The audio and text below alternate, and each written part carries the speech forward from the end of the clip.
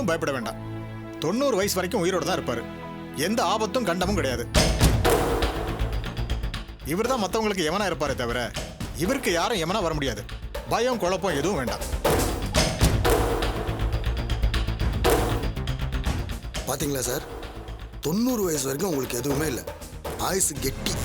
நாடி ஜோதிடத்தை பொறுத்த வரைக்கும் ஒரு முறை சொல்லிட்டாங்கன்னா கன்ஃபார்ம் சார், நீங்க ரிலீஃபா இருங்க. தேங்க்யூ ஸ்ரீதர். இப்போதான் எனக்கு எல்லாமே கிளியர் ஆச்சு. ஓகே பேம்.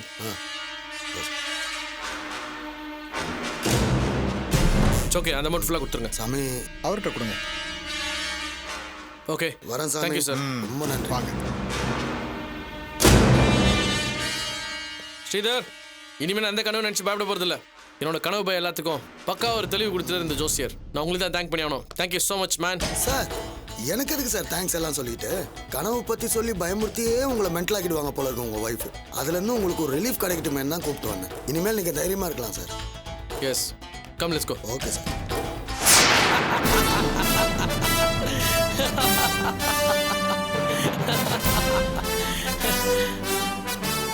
நாங்கள் போனதுக்கு அப்புறமா தான் இத்தனை நாள் நீ கனவு கண்டது மாதிரி நீ ஏமாத்துற விஷயமே எனக்கு தெரிஞ்சிச்சு.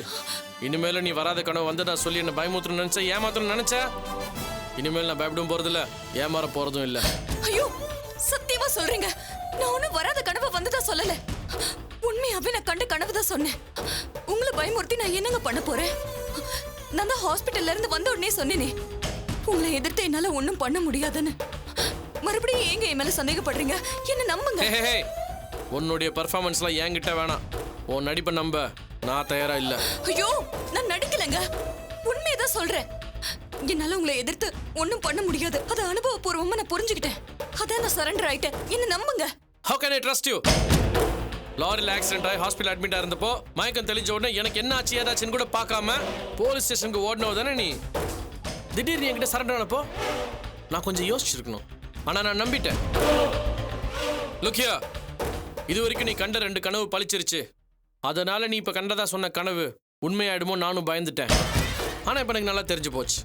என்னோட ஆயுசு 90 வயசு வரைக்கும் ரொம்ப கெட்டி. இதுக்கு மேல் நீ என்னதான் கனவு கண்டதா என்கிட்ட போய் சொன்னாலும் நான் நம்ப தயாரா இல்ல.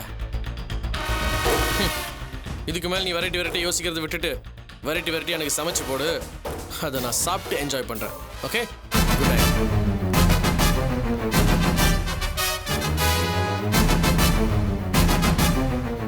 நாடி ஜோசியர் கொடுத்த தெம்புல பேசுறியா? நாளைக்கு காலையில நீ கன்ஃபியூஸ் ஆகுறியா இல்லையான்னு பாரு. வெயில் மண்டே புழக்குது இல்ல? அக்னி நட்சத்திரம் இல்லைங்களா, அப்படிதான் இருக்கும். ஹலோ ஹலோ ஹலோ ஹலோ, யாரோ ரியல் எஸ்டேட்காரங்க தான் பேசுறாங்க. பணம் இல்லை, நீ போயிட்டு நான் போய் ரீசார்ஜ் பண்ணிட்டு வந்துடுறேன். சரிங்க, சீக்கிரம் வாங்க.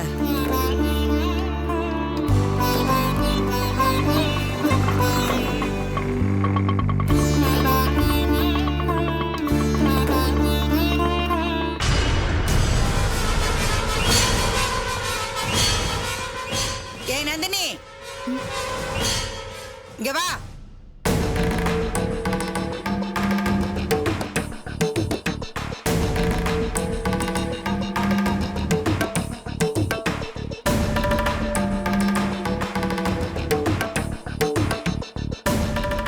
என்னமோ பெரிய மங்கம்மா மாதிரி எண்ணி 7 நாள்ல நினைச்சதை சாதிச்சிருவேன்னு சவால்லாம் விட்ட. இப்ப என்ன ஆச்சு? வீட்டை விட்டு ஓடி போயிட்டியா?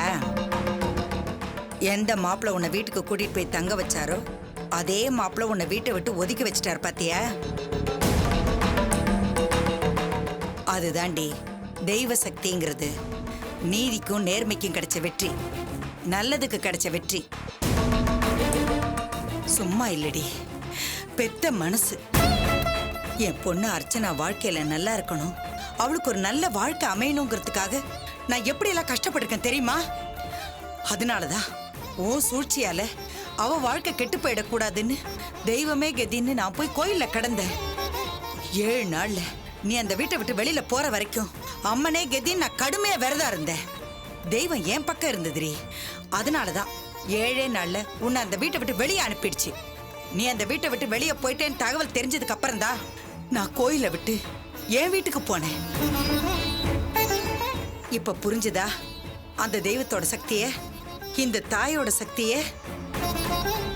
இனிமேலாவது யாரோட வாழ்க்கையும் தட்டி பறிக்காம உன்னோட வாழ்க்கைய வாழப்பாரு. நீ ஆசைப்பட்ட மாதிரி வெளிநாட்டுக்கு போய் உனக்குன்னு ஒரு வாழ்க்கை அமைச்சுக்கிட்டு நல்லபடியா வாழு. அடுத்தவங்களோட வாழ்க்கையில விளையாடாத. புரிஞ்சதா?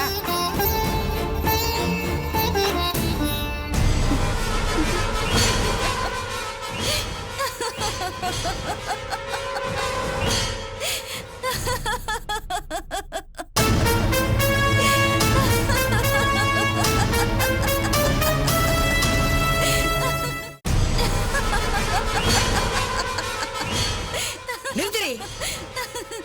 எதுக்கிட்ட இப்ப சிரிக்கிற? சவால்ல தோத்து போயிட்டதும் புத்திக்கிட்டு பேதலிச்சு போயிடுச்சா உனக்கு?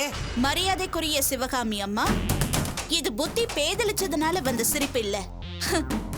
உண்மையாவே சபதத்துல யாரு ஜெயிச்சதுன்னு கூட தெரியாம இப்படி அப்பாவியா பேசிட்டு இருக்கீங்களே, அத நினைச்சு வர சிரிப்பு.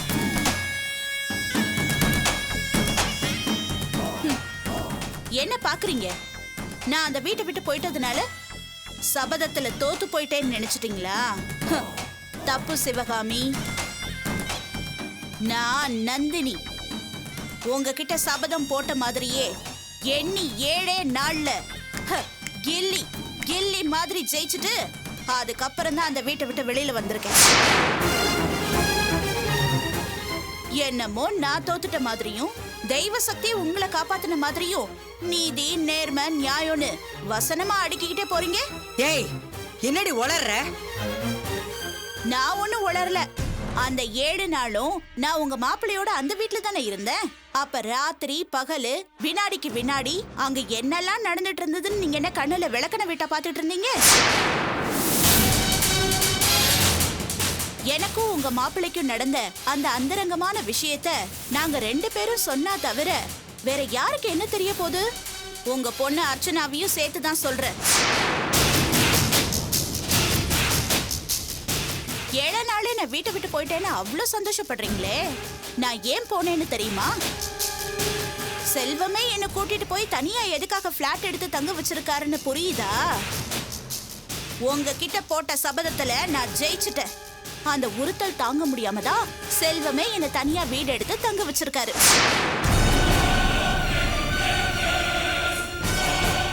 இல்ல இல்ல, நீ பொய் சொல்ற. சவால்ல தோத்து போயிட்ட, அதை சமாளிக்கிறதுக்கு ஏதோ சொல்லி என்ன குழப்ப பாக்குற. நான் ஏன் உங்க மனச குழப்ப போறேன்?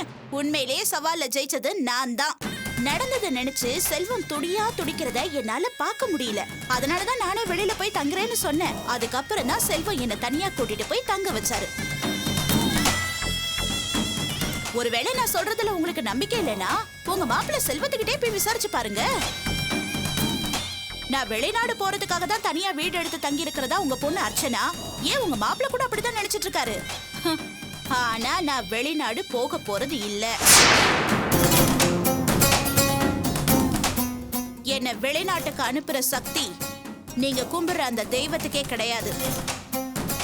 என்னமோ பெருசா சொன்னீங்களே, தெய்வம் உங்க பக்கம் தான் துணை இருக்கும்னு. இல்ல சிவகாமி, தெய்வம் ஏன் பக்கம் தான் துணையா இருக்கு. உங்க மகளுக்காகவும் மருமகனுக்காகவும் உயிரை தவிர எல்லாத்தையும் இழந்தவன் நான்.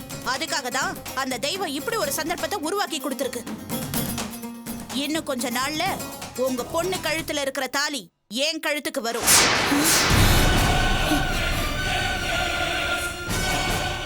அதுக்கப்புறம் அர்ச்சனா அந்த வீட்டை விட்டு வீதிக்கு வருவா. அப்போ உங்க பொண்ணோட ஸ்தானத்துல இருந்து அர்ச்சனா காசை நான் நிர்வாகம் பண்ணுவேன்.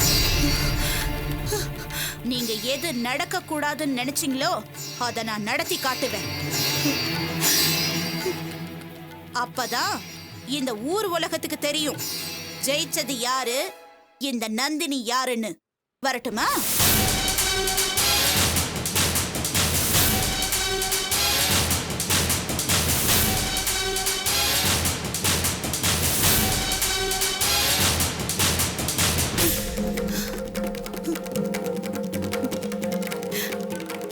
சிவகாமி, என்னங்க? என்ன அந்த பொண்ணு இப்படி பேசிட்டு போறா? எல்லாத்தையும் நானும் கேட்டுக்கிட்டு தான் இருந்தேன். அதாங்க எனக்கு ஒன்றும் புரியல. எல்லாம் நல்லபடியா முடிஞ்சிருச்சு, நாம சந்தோஷப்பட்டுட்டு இருக்கோம். இவ என்னடா என்னென்னமோ பேசிட்டு போறாளேங்க. தெய்வமும் நம்மள கைவிட்டுடுச்சேங்க. மாப்பிள்ள அர்ச்சனாவுக்கு துரோகம் பண்ணிட்டாருங்க. ஐயா இதை பாரு, அப்படிலாம் ஒன்றும் நடந்திருக்காது. நீ மனசு தளர விடாத. அந்த பொண்ணு பேசிட்டு போனதை பார்க்கும்போது எனக்கும் கொஞ்சம் குழப்பமாக தான் இருந்தது. இல்லை, அதுக்காக நீ பயப்படாத. எந்த தெய்வத்தை வேண்டிக்கிட்டு நீ விரதம் இருந்தியோ அந்த தெய்வத்துக்கிட்டே போய் நாம நியாயத்தை கேட்போம். வா.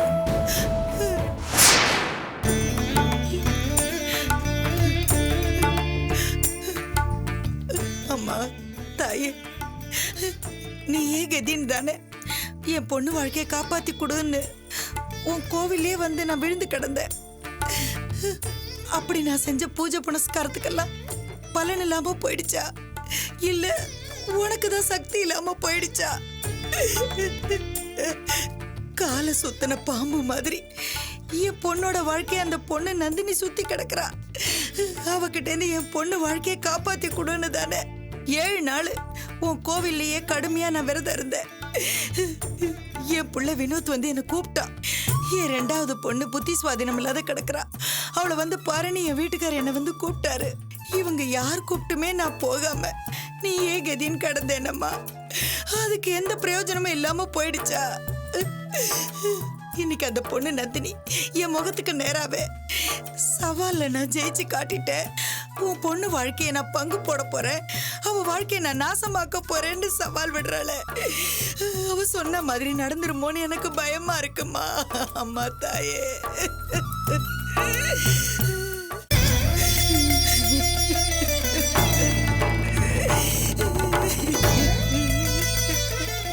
இது வரைக்கும் உன் சன்னதிக்கு வந்து நான் மனமுறையை எதுக்காகவும் வேண்டிக்கிட்டது இல்லை தாயே.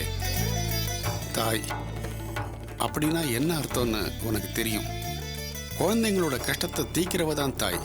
ஆனா என் பொண்ணு அர்ச்சனாவோட கஷ்டத்தை நீ தீர்க்க மாட்டியா? வாசல்ல அந்த பொண்ணு நந்தினி பேசினதெல்லாம் உன் காதுல விழலையா? எது நடக்கக்கூடாதுன்னு சிவகாமி பயந்துக்கிட்டு உன் கோயில்ல கடுமையான விரதம் இருந்தாலோ அது நடந்திருக்கும் போல இருக்கே. இது எதுவுமே புரியாம தாம் வாழ்க்கைக்கு பின்னால ஒரு பெரிய ஆபத்து காத்துக்கிட்டு இருக்குன்னு தெரியாம அந்த அப்பாவி பொண்ணு இன்னும் அந்த வீட்டிலேயே இருந்துகிட்டு இருக்காளே. இந்த கொடுமையெல்லாம் நடக்கலாமா? இல்ல அப்படி நடந்திருந்தா நீ என்ன சாமி, உனக்கு எதுக்கு ஒரு கோயில்? ஒன்னையே நம்பிக்கிட்டு இருக்கிற சிவகாமிய கைவிட்டுட்டியே. என்னது தம்பதி சமேதரா வந்து நின்று அம்பாள் முன்னாடி இப்படி புலம்பிட்டு இருக்கே, என்ன நடந்தது? சாமி, 7 நாள் எந்த நோக்கத்துக்காக நான் கோவில்லையே விரதம் இருந்தேன்னு உங்களுக்கு தெரியும்ல? பேஷா தெரியுமா? எல்லாம் உங்க பொண்ணு அர்ச்சனாவோட வாழ்க்கை நன்னா இருக்கணுங்கிறதுக்காக தானே. அப்படி நான் விரதம் இருந்தோம் என் கோரிக்கையை நிறைவேற்றாம இந்த அம்பாள் என்ன கைவிட்டுட்டாளே சாமி. இல்லம்மா, இப்படி எல்லாம் பேசாதீங்க. இந்த அம்பாள் நம்பினவாள ஒரு நாளும் கைவிட மாட்டாமா. சாமி, நான் சொல்றேன்னு தப்பா எடுத்துக்காதீங்க. அந்த நந்தினி சிவகாமி கிட்ட உங்க மாப்பிள்ளையை நான் அபகரிச்சிட்டேன், உங்க பொண்ணு அர்ச்சனாவோட வாழ்க்கையை நான் பங்கு போட்டுக்க போறேன்னு சொன்னதை நான் என் காதால கேட்டேன். அதை கேட்டதும் என் மனசு என்ன பாடுபட்டுச்சு தெரியுங்களா? நான் சவால்ல ஜெயிச்சிட்டேன், அந்த குற்ற உணர்வுனாலதான் உன் மாப்பிள்ளை என்னை தனியா வீடு எடுத்து தங்க வச்சிருக்காருன்னு சொல்றா. அந்த வீட்டுல இருந்து நீங்கெல்லாம் எதிர்பார்க்கிற மாதிரி நான் வெளிநாட்டுக்கு போறது இல்ல. உன் பொண்ணோட வாழ்க்கையை நான் பங்கு போட்டுக்க போறேன். நீ எது நடக்க கூடாதுன்னு நினைக்கிறியோ அதை நான் நடத்தி காட்டுவேன்னு மறுபடியும் சவால் விட்டுட்டு போறேன் சாமி. அந்த வேதனை தாங்காம தான் நான் அம்பாள் கிட்ட முறையிட வந்தேன்.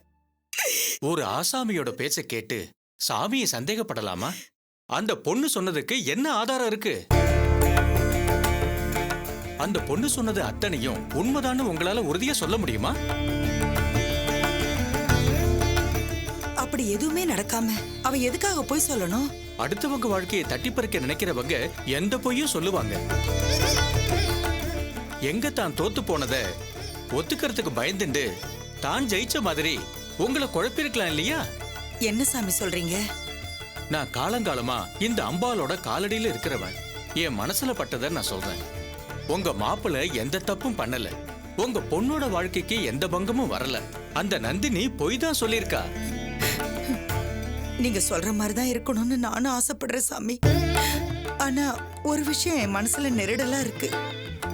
7வது நாள் நான் விரதத்தை முடிக்கும் போது என் கையில இருந்த விளக்க அர்ச்சனா தெரியாம தட்டி விட்டுட்டா. அது கீழே விழுந்துருச்சு. ஒருவேளை நான் சரியா விரதத்தை முடிக்காதனால அது தெய்வ குத்தமாயி இப்படி எல்லாம் நடக்குதோன்னு எனக்கு சந்தேகமா இருக்கு சாமி. தெரிஞ்சே அசட்டியா இருக்கிறதுக்கும் தெரியாம நடக்கிற தவறுக்கும் வித்தியாசம் தெரியாதவளா இந்த அம்பாள்? நிச்சயமா அந்த காரணத்துக்காக தெய்வ குத்தம் ஏற்பட்டிருக்காது. உங்களுக்குள்ள அந்த மாதிரி நெருடல் வேண்டவே வேண்டாம். அம்பாள் அர்ச்சனா வாழ்க்கையை காப்பாத்தி இருக்காமா, இனிமேலும் காப்பாத்துவா, நம்புங்க. சாமி, எங்க மனசு சமாதானம் ஆகணுங்கிறதுக்காக நீங்க எப்படி எல்லாம் சொல்லலையே. இல்ல, உண்மையை தான் சொல்றேன். இந்த அம்மாவோட விரதம் சாதாரணமானது இல்ல, மிக கடுமையானது. அதுக்கு எப்படி சக்தி இல்லாம போகும்? எல்லாத்துக்கும் மேல இந்த அம்பாளை நம்பி வந்தவாள அவ கைவிடவே மாட்டா. அதை வச்சுதான் சொல்றேன், அந்த நந்தினி பொய் தான் சொல்லிருக்கணும். ஒருவேளை அந்த பொண்ணு சொல்ற மாதிரி ஏதாவது தப்பு தண்டா நடந்திருந்தா உங்க மாப்பிள்ள அந்த பொண்ணை வீட்டை விட்டு வெளியே அனுப்பிச்சிருப்பாரா? இல்ல அந்த பொண்ணுதான் வெளியே போவாளா?